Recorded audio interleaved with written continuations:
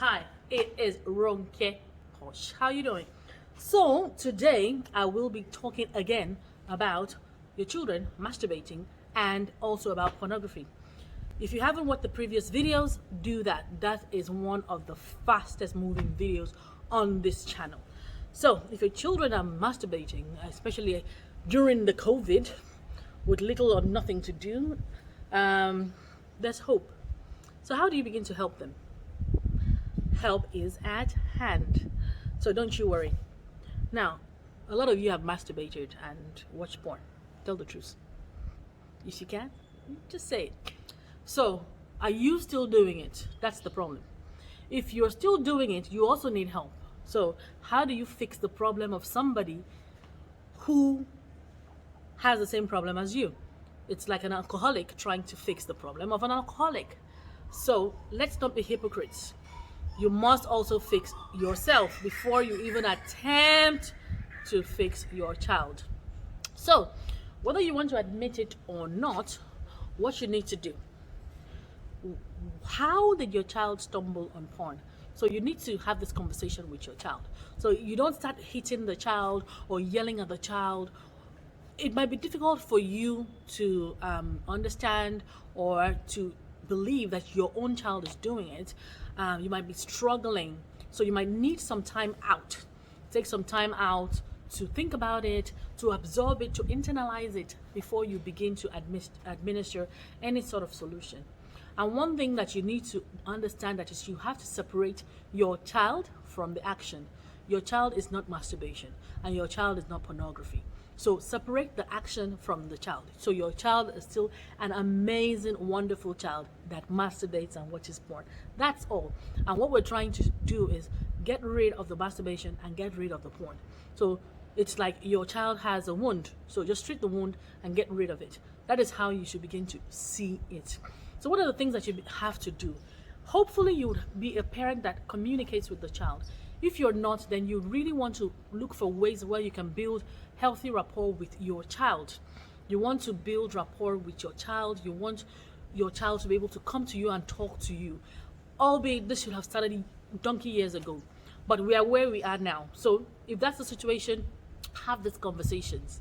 Let the child know that it's normal. People do it. So how did your child stumble on it? You want to ask questions. You want to let the child trust you and know that irrespective of what happens, you're not going to judge him or her. You're not going to condemn that child. You're not going to shame the child. You're not going to announce it to the whole world. It is your secret. It is something that you are going to journey together to solve the problem. So you want to find out how the child stumbled on the pornography. Is it on your phone, on your device, in your room? It could be that. It could be from a friend. It could be on social media. It could be from exploration or curiosity, because children are curious and they want to know. So your child may have found out about pornography in one way or the other. Just find out. The reason why you want to find out is because if it's a bad source, you might need to cut it away.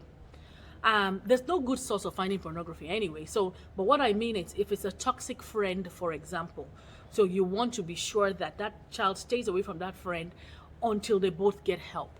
So that's what I mean. So if it's that it's their phone, you want to look for a way for them to substitute that behavior.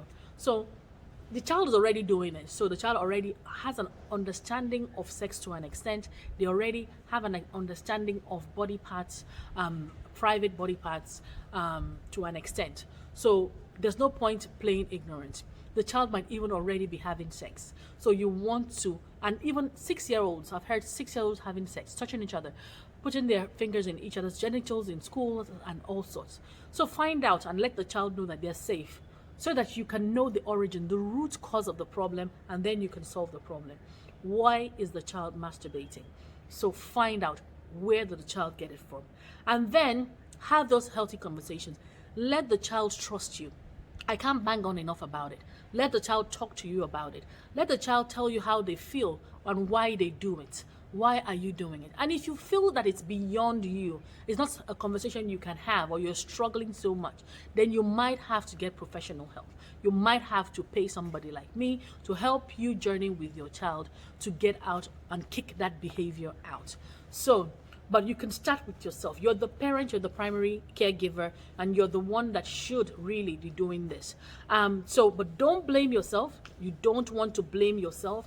It's not your fault that your child is masturbating. Yes, you may have not done the due diligence and the action has started. However, don't cry over spilled milk.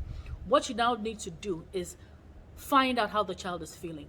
Why are they doing it? When are they doing it? How can you substitute the behavior? So if the child, when somebody's not doing something, so if somebody plays football and suddenly stops playing football, they might miss it. Or a drug addict, heroin, cocaine, they cold turkey, they will miss it. So you need to find something else for them to be doing. What is it that you're going to replace that behavior with for the child? When does the child do it? Daytime when nobody is watching, nighttime, or what? Find out if the child cannot be alone at night because they are going to be engaging in this behavior, then you might have to spend some time with that child in the room for a period of time so they can kick the behavior. It's not enough though. It's a journey. There's a lot to it that I'm saying now. So just stay tuned to this channel so that you can continue to understand how to kick the behavior. So substituting the behavior, knowing the time, ensuring that the child is doing something that the child likes, not something you like or you think they should be doing, something else that the child likes that they can do to occupy that time and to keep their mind off that behavior. Is it too much access to social media and their phones and devices and Wi-Fi connections? Don't cut it off completely, because the pornography might just be an hour or two that they engage in it in a day, and then you want to take social media away, which is also a way for them, especially during this lockdown when the child is actually communicating with the friend. It's not with friends. It's not time to punish. Please, it's not time to punish, because you can let the child know that it's not a behavior to engage in. You might have had the conversation, you may not have had the conversation. Many parents don't have this conversation with the parents. They just expect them to know about sex and not masturbate and not watch pornography. But children are curious. Even you want to know what is on your body. You would have touched your body in one way or the other to know, to see. And ask the child, is it that you're curious, want to see your body? Because it's okay to see your private parts, to check it out and know what exactly is going on there. Just know that you have something hanging there or whatever the case may be, and then you don't want to know what it looks like. The child wants to know what it looks like. So let's substitute the behavior. Substitute that behavior, give the child something else to do.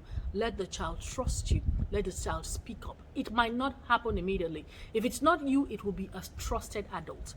I keep saying trusted adult because if you give your child to another person and the child is vulnerable, the person might abuse your child. So you want to ensure that it's a trusted adult. About the values of your family values. Do you have family values? What are they? Is the child aware of it? What do you represent in your family? Let the child know, and let them know that we don't behave in this sort of manner. Some people believe in masturbation, some people don't.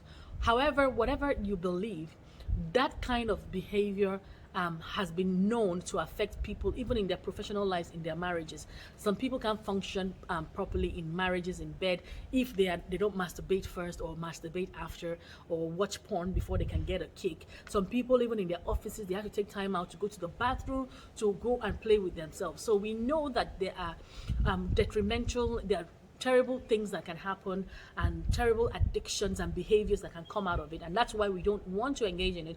We don't want our children to engage in it. Yes, there's a place for prayer. You can pray, but prayer without action is null. Prayer without action is null. So make sure that yes, you are praying, but make sure you are also doing. Communicate, conducive environment, safety. The child wants to feel safe. That whatever it is that you tell the child, there's trust, and you don't shame the child. And then you journey together. You journey together, or you journey together and with a professional, or just with a professional, depending on the age of the child. If the child can handle being alone, so maybe the child is maybe 14 or something, and can be with a professional and can confide in you if anything comes out of it, just do whatever it is to protect the child, and then you get through it. I'll come back with more tips to help you kick pornography and masturbation. I'm RonkePosh, and I'm sure you found value. Don't forget to leave a comment and let me know what you think, and don't forget to subscribe to the channel. Thank you so much.